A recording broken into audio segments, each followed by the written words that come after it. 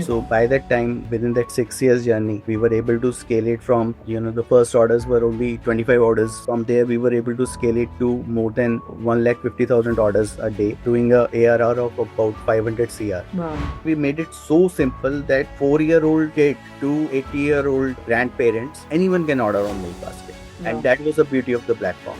Right now, when I hear about bigger players bleeding money, not profitable, how did Milkbasket at that time became profitable? The operational efficiencies were very high, and because of our cluster delivery approach and the way we manage our inventory, we never had any stockouts. There was a forecasting model in place which was very robust. The planning was very advanced, I would say. At the same time, we were lean in our operations, so there was no additional costs which are building up. One thing that a lot of founders doesn't get right is the pricing. So how do you suggest one should price it right?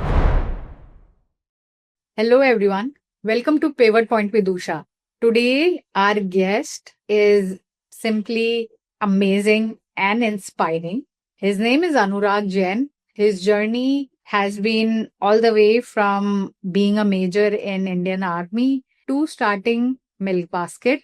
We all know Milkbasket is a case study in D2C brands with such thin margins. They have been profitable. They are there in 25 cities. They have raised more than 280 crore across 11 rounds, and they have been acquired by Reliance in 2021 for 320 crores. He has been a vice president and Clovia at Noise. Let's talk to him. So welcome, Anurag. Thank you, Isha. Awesome. So would love to understand how has been your journey like. I know you are from Army, like if you can share that wonderful journey with us. Sure.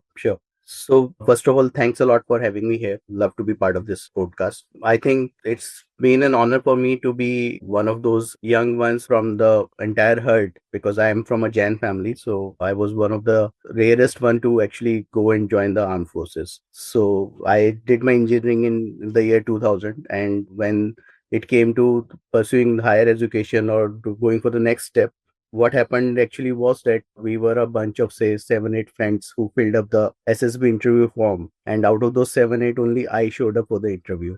And from the rejection center in Allahabad, out of the 42 candidates who appeared, only 2 got selected, and I was one of them. So that's how I got into armed forces. I belong from Jalandhar, Kent, so I have done my schooling from army school. So had friends from army background and have seen a little bit of life of army veterans. But being part of that institute and serving the nation for good about 6 years is tremendous opportunity. I think anyone ever gets a chance should always strive for. It teaches you a lot. It makes you a very disciplined person, and there's no ifs and buts about if given a career option, one should always think of joining these sort of an institute to shape up your early journey. Because what it taught me initially is something that actually helped me throughout my journey and is helping me even now, even as an entrepreneur. Because those are the traits which you don't actually leave throughout your life. Yeah. So that's how it actually started. So I was part of core of engineers, have done some flood relief operations to demining operations in Run of Kutch, and was a wonderful tenure. But after spending about 6 years in the armed forces, then I decided to pursue MBA and did a course from XLRI, and then joined into the corporate world. So that was the shift that happened back in 2006. And from there, then I worked for various MNCs and retail giants like Spencer's, Vishal Megamart, worked for Cinepolis India and Samsung Electronics, good about 9 years. And that was the time when I was thinking of doing something of my own, and joined hands with one of my batchmates, Anant Vishal Goyal from NIT Kurukshetra. So he came to me that he wanted to do something in the grocery segment. And back in 2015, if you recall, there were only hyperlocal grocery delivery partners like Grofers, which is now Blinkit, and Peppertap. So they were market leaders, but what they were doing essentially was hyperlocal grocery delivery, where they were taking stuff from the nearby Kirana stores and delivering it within 2 hours. So we thought of doing something more unique, more from a point that it solves a customer pain point. And that's how, when we sat together and got some USPs to build upon, and we started Milkbasket. Oh, that's That sounds amazing. I mean, I think what army and defense forces does is they already prepare you for your whole life. Yes, definitely. That I think everything cannot be compared to what you have already done in the defense. True, true. That's what I even tell my children also that, if you get a chance to become part of the armed forces, there's nothing which can actually sort of replace that experience. And those are the intrinsic qualities that they develop. Okay, and not just leadership, but companionship and leading from the front, or being a team member. Everything that you think of it as a corporate jargon, those are the things that you live with. And when you are at the border or when you are serving the nation, so there you need to have that consistency, and you need to show those traits individually to be able to lead from the front. So, Absolutely. and that becomes a very important part when you switch from, say, an armed forces career to being in a corporate or becoming an entrepreneur. So I've been lucky in that aspect. That's really great. And would love to understand. I mean, you have been a part of Spencer's Group and then Vishal Megamart, you said Cinepolis. So these brands, how did you, enter into the corporate world? What were your learnings initially? Yeah. So as mentioned that I did a course from Accelerate Jamshedpur, and from there I got campus placement into Spencer's Retail. So being a civil engineer, I was given the new store rollouts sort of role where I was handling the entire Andhra Pradesh region for them. Okay. And slowly from there my career grew, and then I kept on taking bigger roles with Vishal Megamart and then with Cinepolis as a national head for their multiplex launches. So I was the one who launched their first 45 screens in India when they entered into Indian market back in 2011. Okay. So the journey has been, it has been filled with a lot of challenges, but at the same time, it was very fulfilling as well, because when you do stuff and then you can see the results yourself. Yeah. Now I can probably say that I have launched more than 250,000 square feet of retail space in India, where people are going and shopping. That's very fulfilling. Yeah. So when founders are building specifically D2C brands, they always look for expansion and specifically, as you said, supply chain and warehouses and all these things. And they are very tight on budget, unlike, places like these bigger MNCs. Yeah. What is one thing that you would like to, suggest them initially with lower budget, how they can still expand? See, whenever you're thinking of doing a startup and starting on your own and building it from scratch, what is most important is that there are, I would say, two things which are very, very crucial. One is the idea itself, and second is the team. So by idea, I mean that it can be a weird idea to when you are thinking about it. It can be very weird that no one else has done it, no one else has thought about it. Then why will it work? But then it is not just that how good or bad your idea is. It is basically how much need of that idea is there in that current time. So then idea can be ahead of time or it can be behind time also. Like, if I go and try and start Milkbasket again, I don't think it is going to work now. But in 2015, it was not totally unheard of that you can have grocery delivery at your doorstep without any disturbance, and that too before 7 a.m. in the morning. So that was the uniqueness of that idea. So one is that the idea needs to be very unique if possible, and if it has to probably solve real life customer problem.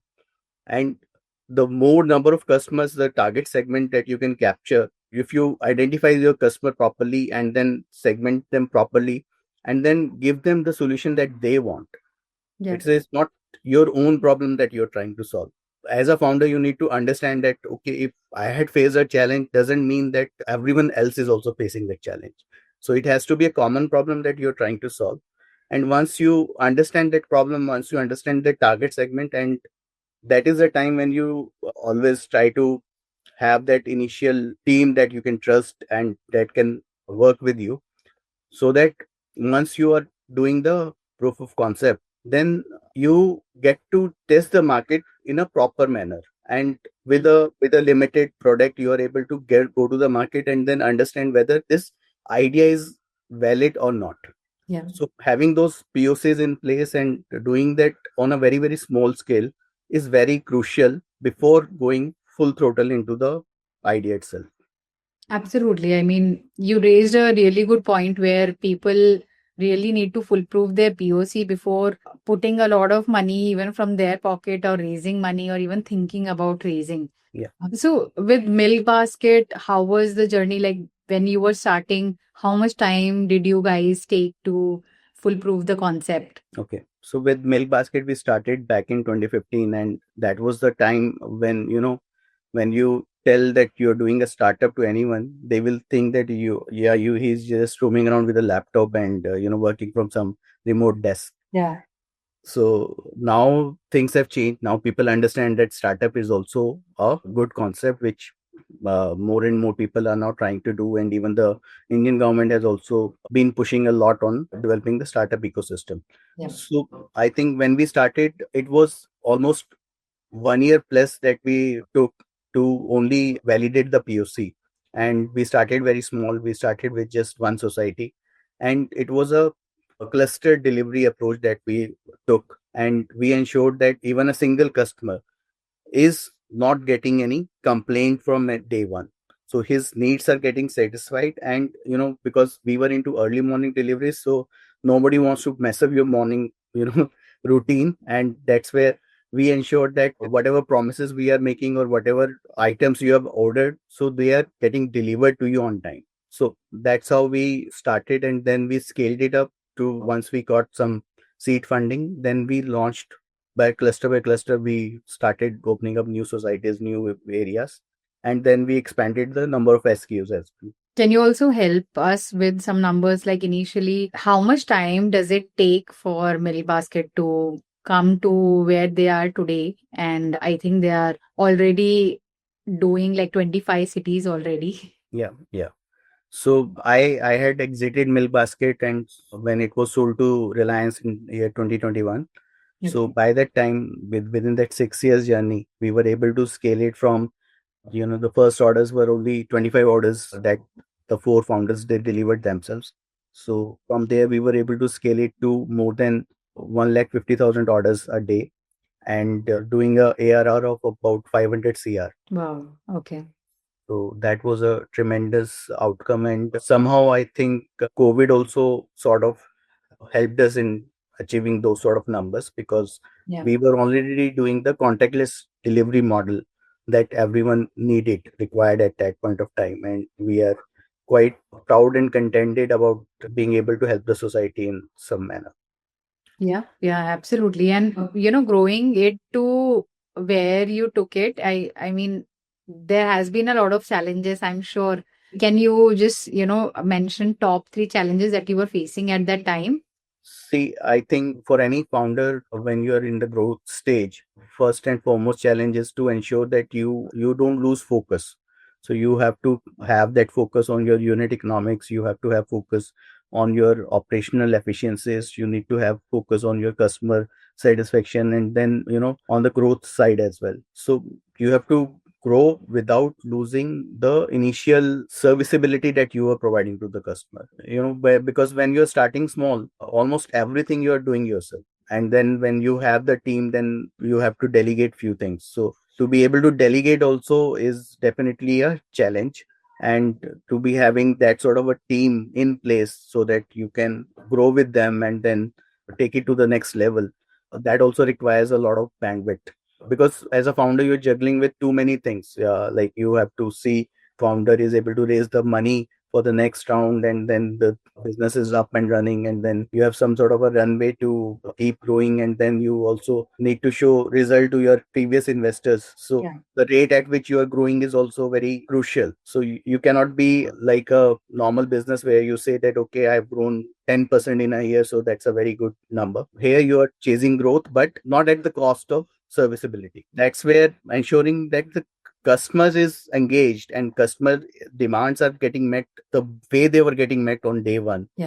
Is the real challenge. And that is where I think Milkbasket was able to do really well, because retention rate during the initial days was almost 97%, and even after 6 years it was upward of 85%. Yeah, and I have also seen with the perishable products with such low shelf life, maintaining the quality has been a lot of challenges with storage as well, right? A lot of wastage is there. Yeah. So, what can you suggest to those founders who are dealing in perishable products? See, perishable products definitely is the most challenging category. The storage, handling, and everything needs to be in between. The entire supply chain needs to be crafted in such a way that the customer should feel that the item was actually picked by him or her directly. So what I mean to say is that freshness needs to be delivered. So that is where the customer experience has to be really, really awesome, because here there is no sort of a brand in place, and it's not a packed product that okay, I was eating X brand, so I'm going to continue with that X brand because I trust that brand. Every day the fruits and vegetables, the quality is going to change. Seasonality is a big challenge over here. So how you maintain the entire supply chain, like we had cold rooms to store the vegetables, and then we used to maintain a proper temperature for them, and then we used to do a lot of sorting of those vegetables once we bring them from the mandis and all. What you deliver is what matters. So if you are able to deliver consistently that quality that the customer wants, then only the customer will order again from you and will stick to you as a platform. And Absolutely. that's what I think Milkbasket was able to achieve, even in the low, I would say a low number of fundraise, because we overall did about 40 million in fundraise in the entire journey. But still, the big pocket players, even if they entered later on, they were not able to displace us in our key territories. I understand once there is a successful player, people see that yes, demand to hai and the model is working. So, You might have also seen a lot of players who would just copy and like start doing yeah, that. yeah, definitely. It happens. It happens with any player. But then the market leader is someone who will consistently focus on your day one promises, because at the end the customer is the king. He's the one. He or she is the one who is ordering from you and who loves the platform so much that they will not switch, because otherwise there is no switching cost. Yeah. Anyone can give discount. Anyone can say that okay, I'm going to deliver in the same manner, and I can start delivery from tomorrow. So there is no switching cost as such for the customer per se. But the switching cost that we created at Milkbasket was that you will not get this kind of service anywhere else. Yeah. So if you are getting that sort of a service delivery consistently, that is where the entire, I think, meat lies. Yeah, and it was months before, like right now we have 10-minute delivery and all these things. Yeah. But when Milkbasket was doing it, you guys also said that, 7 a.m. delivery promise. And I can understand if you have to, the whole company has to deliver at 7 a.m. to whole of the city, what kind of operations would be going behind the scene? Yeah. So how crazy was it? Like, did you guys start at like 3 a.m. or something? How did you guys make it happen? We were up the entire night. So our orders, they only get so the Milkbasket, the model was order till midnight and delivery before 7 a.m. So that was the first and foremost promise that we made. Then we also had some tech features like one click ordering. So on the app, you can just press one button and that item get ordered, and it will automatically get delivered to you next day morning. Then we didn't had any minimum order. So plus there was no shopping list kind of a journey where you don't have to keep on adding products to make a shopping cart that okay, it is now 200 rupees or 300 rupees worth. Now I can go to a platform and then without any delivery fee I will get the delivery. So we eliminated all that. Along with that, there was no checkout. So we are the only app in India where there is no checkout button required. Okay.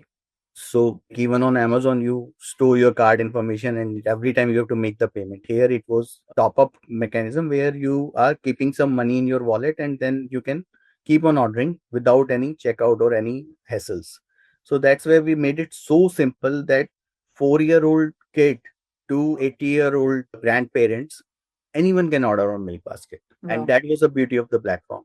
And that's where we were able to create that sort of a customer base for ourselves, where the word of mouth was very strong, and I would say almost 35% of our customers were acquired through word of mouth. So I think that's a very, very big statement for any company. that too in a consumer focused region. Yeah.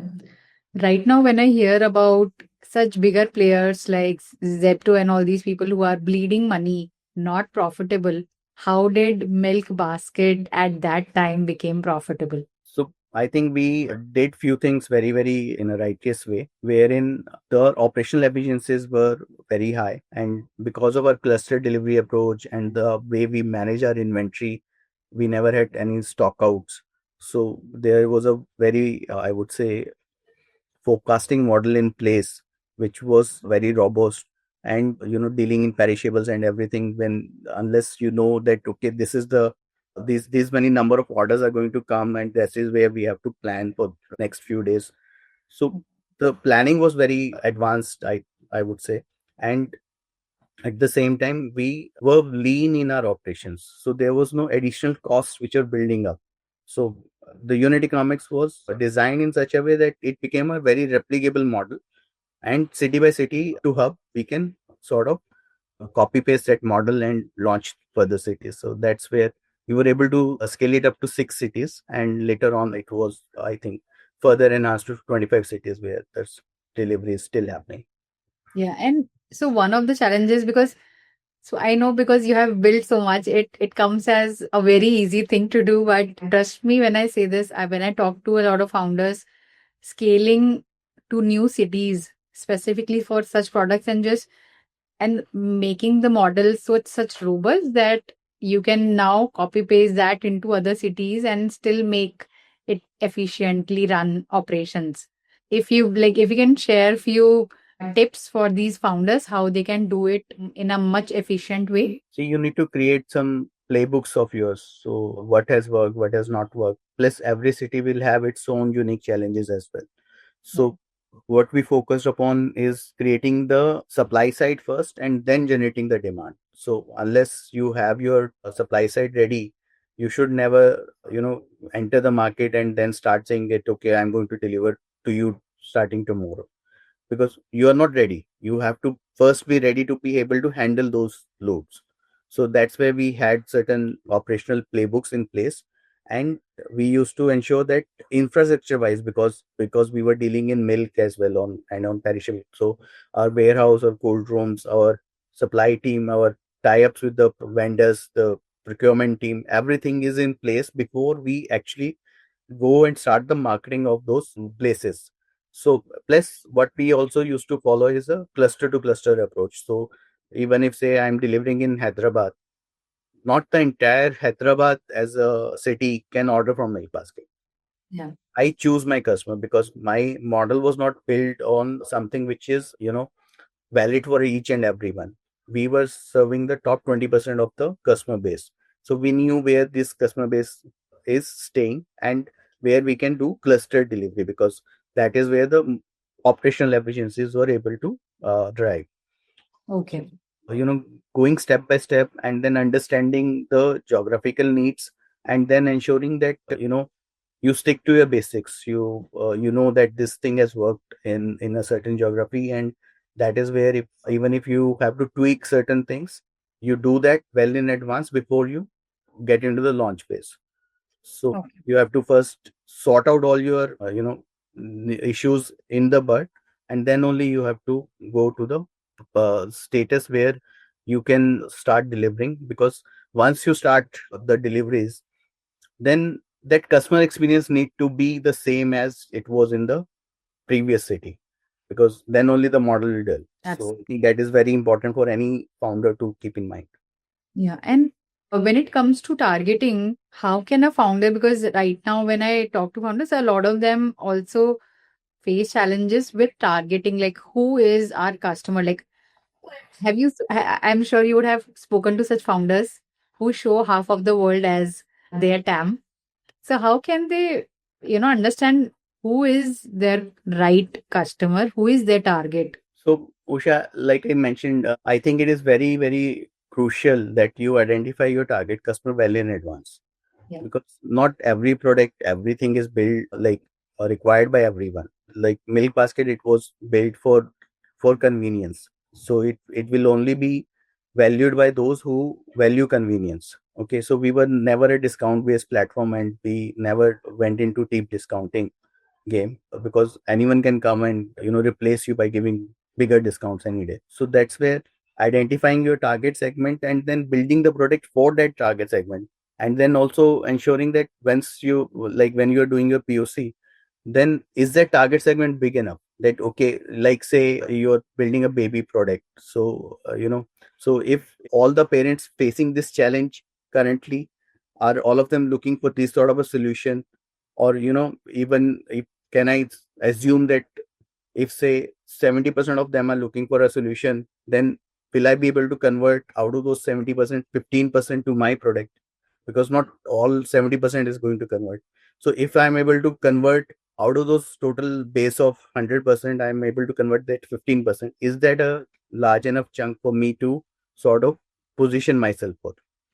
Yeah. And if not, then probably I need to, one, maybe build different products for different customer bases, so that at least I'm able to cater to a larger audience, because conversion percentage is also a key metrics to ensure that you are able to scale fast. Right.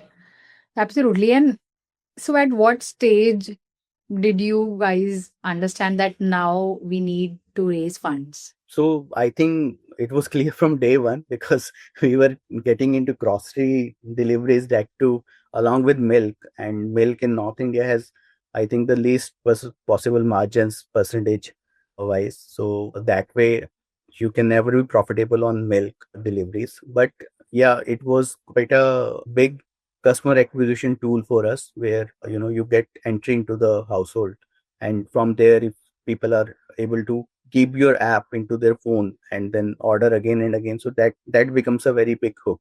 So that's where it saves a lot of marketing cost as well. I think that goes without saying that, okay, although I'm not earning money from product margin, but yes, it has given me a repeatable regular customer base. So that's where the model work. But overall in groceries, I think with 12 to 15% margins, it is very difficult to maintain that profitability, and it can only come with economies of scale in place. So all these regions which were, say, Gurgaon and Noida, they were profitable, but we were bleeding in other newly launched regions. Yeah. And how much time does it take from one city to become profitable again when you launch? So it depends on model to model. In our case, I think we were able to turn it profitable within 2 years. Okay. Okay. And I also see, like, obviously, you have done multiple rounds of investments, and later on, obviously, the acquisition from Reliance. So, how that investment journey happened? So we were lucky to have four co-founders, and so I was looking after operations. So I was the one who was leading the investment front, and it is, I believe, a full-time responsibility for a founder to keep on chasing the VCs and the angel investors and other firms. So I think from the first seed round was very, very crucial, because when we got that seed round, that was the time we were able to say that, okay, now this, we are sure that this model works. Now it is all about scaling it up in the right way. Yeah. So that gave us the confidence. And from there, I think we never looked back, and we kept on raising multiple rounds, and new VCs and other team members who trusted us kept on joining the team, and the team also grew. We had more than 200 employees in the HO, whereas almost 2,500 plus employees at the warehouses. So that was a pretty big team that we had created. And I think it's a journey that any startup has to follow. Yes, absolutely. And so most of this was usually, and I'm trying to understand from a D2C point of view, where for such products, do you always raise this amount for marketing and expansion, or there are more areas that one has to also put in money? No, I don't feel that it's just marketing and expansion. Yes, those are two major areas that you need money for. But at the same time, getting new team members, developing your tech. When you're launching an e-commerce platform, tech becomes a very important part of it.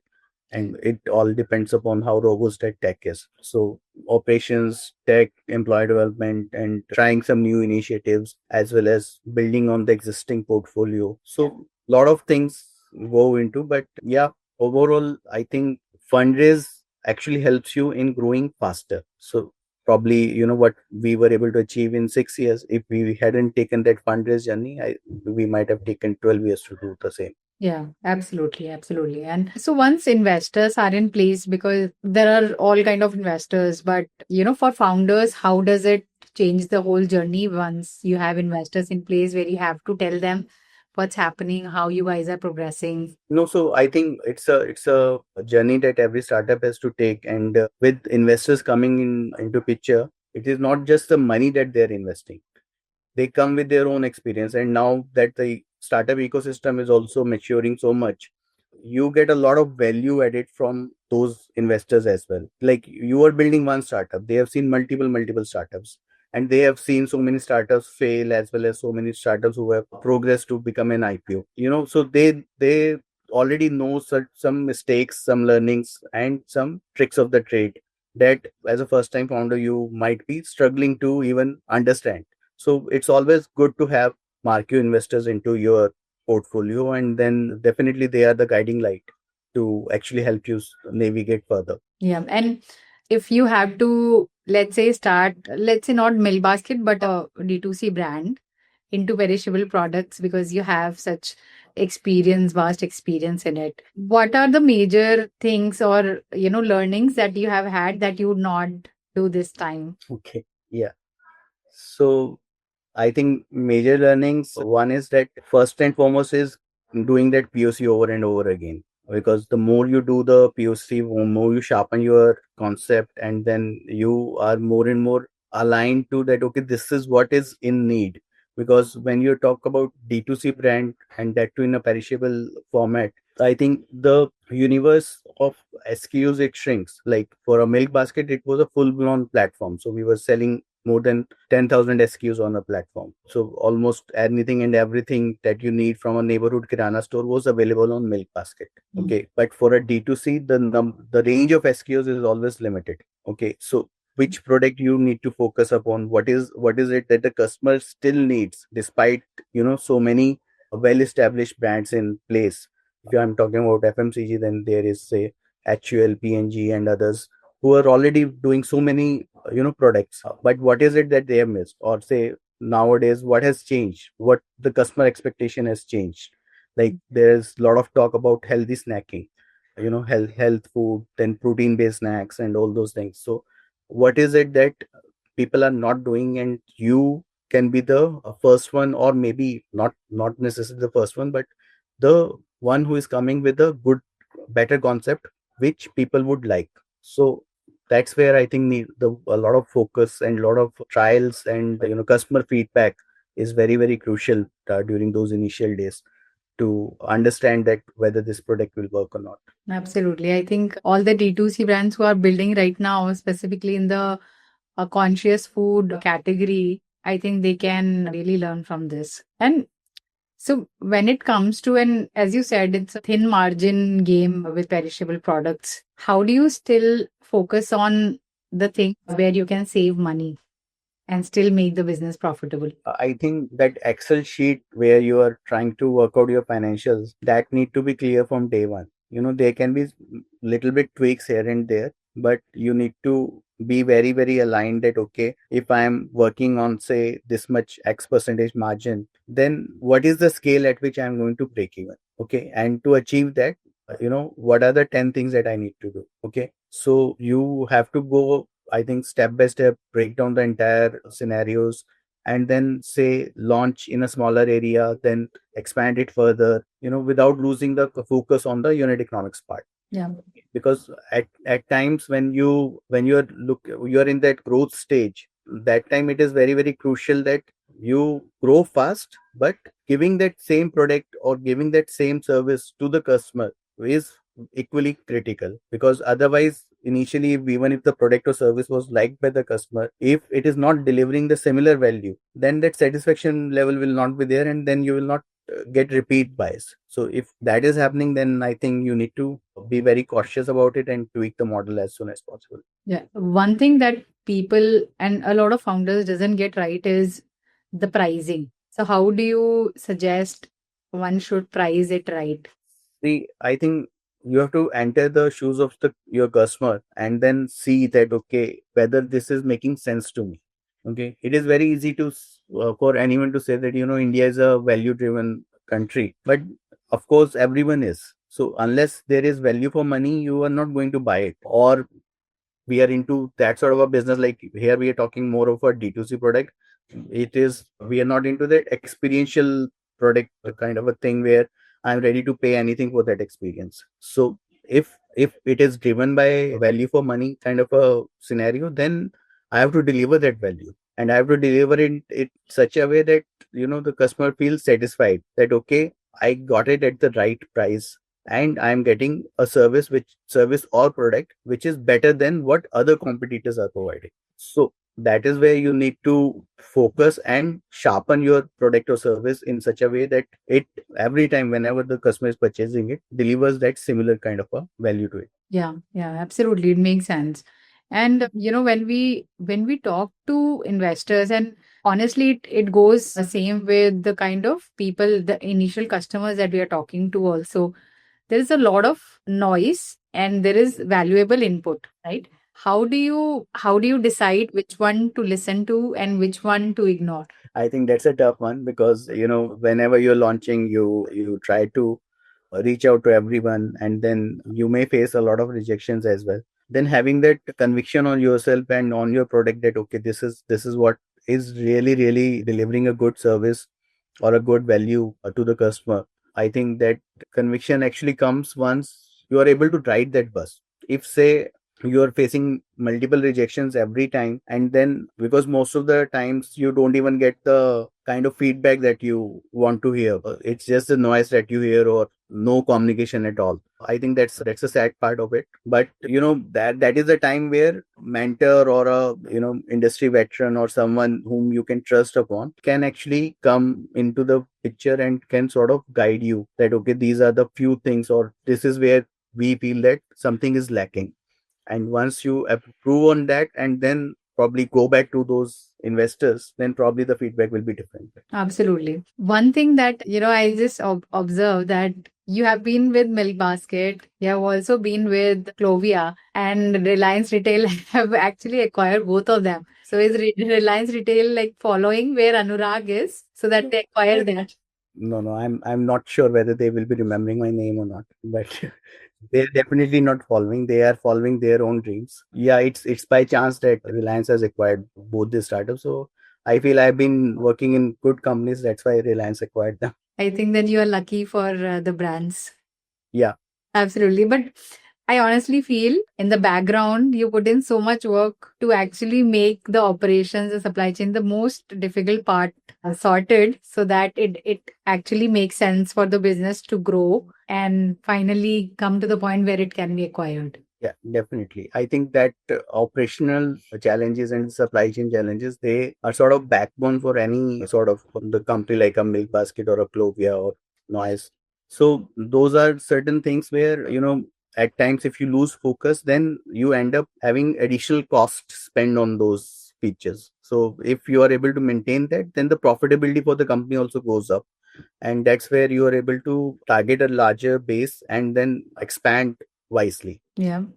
And I actually, why I say this, I also see a lot of brands bleeding a lot of money, specifically with supply chain and operations not being streamlined.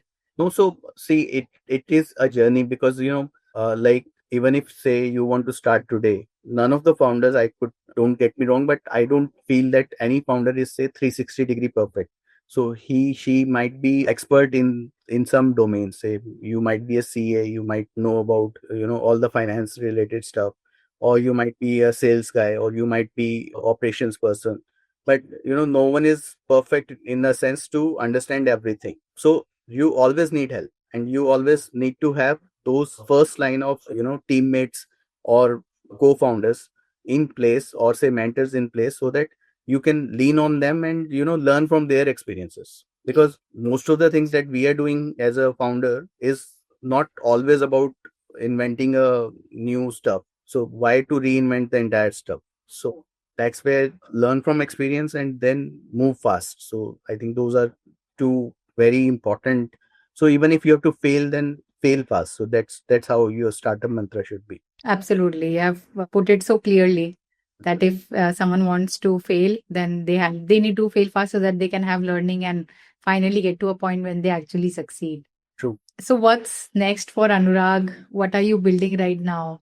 Yeah. So currently, one of the projects that I am doing is with the Miyawaki Foundation. So they are doing this plantation of Miyawaki forest within cities. So I think anyone staying in Delhi NCR is aware of the air pollution problem that we are living in.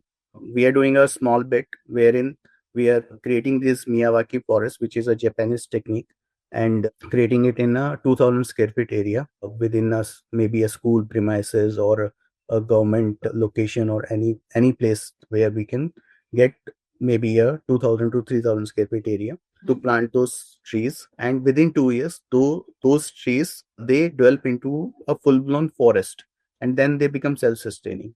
And you can imagine the kind of air and the quality of air improvement that those forests can bring in if say we have planted a lot. Currently we have, I think, already crossed 41 plantations in Delhi NCR, and doing at least 20 more in the next 3 to 4 months. So 41 plantations in the sense? 41 these sort of Miyawaki forests have already been planted. Very nice. And how much area would that be that you have already covered till now? So 2000 multiplied by 40 is almost 80,000 square feet. That's wonderful. And are there any, people like anyone can opt for it, or do they need to have space to opt for it? So you can get associated, it's an NGO, so you can get associated with it in any means or ways that you want to.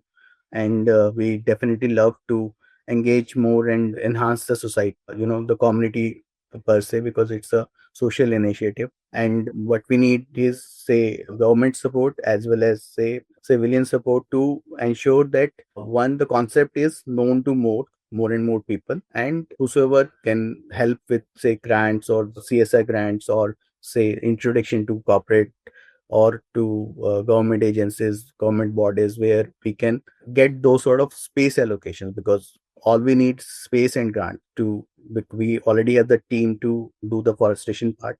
What we need is space and maybe some sort of grants to execute. Absolutely. And I think it's a great initiative. And a lot of founders who are thinking to put their CSR funds into something, this is a great way to, actually invest their money into something that can be beneficial for everyone. Yeah, it's not just for you, it's for the entire generations to come. Absolutely. Absolutely. Yeah, so from a founder's perspective, say if say someone is thinking of starting up now, I think few questions that comes to everyone's mind is, when is the right time to start? I think with the last a decade or so, we have already seen that there is no right age or right time to start. You have founders who are, say, 17, 18 years to 20 years young founders, to someone who started at the age of 60 as well. So it all depends upon your own personal choices, and getting that right idea which you feel that can maybe not absolutely change the world but can create a difference. That is something, have that confidence in yourself and develop that team, because it takes, I think, little bit of craziness in yourself and a little bit of guts to, like, if you are a salaried person and then leaving that job and that comfort and then getting into a startup. So it has to be a very thoughtful decision. I don't want to encourage everyone to simply jump into it, but yes, think about it, and then once you are there, then it has to be well thought through, and as well as you have to put your heart into it, because when you're trying to build a startup, it is like you are raising your own child. Other than your own family, you are raising another child from day zero to bringing it to life. And if you have crossed, say, year 4 or year 5 in a startup, I think that's a big win. Absolutely. And there are milestones that people really need to be patient about if they are trying to build, because it really challenges them in all sort of way. Yeah, it is never easy journey. Only the success stories are generally celebrated, but almost I'm not sure about the number currently, but more than 85 to 86% startups, they fail. Yeah. But failures also teach you a lot of lessons, but then they come at a cost. You need to be very, very cautious when you are trying to start, but definitely listen to your heart and be fully committed when you're trying to. Absolutely. That's really powerful. Thank you so much for sharing that and taking out time to speak to me. My pleasure, Usha. Thank you so much, everyone, for watching. If you are building a product in D2C, any perishable product, or in food sector, let's connect anywhere where we can help as a community. We would love to. Thank you so much.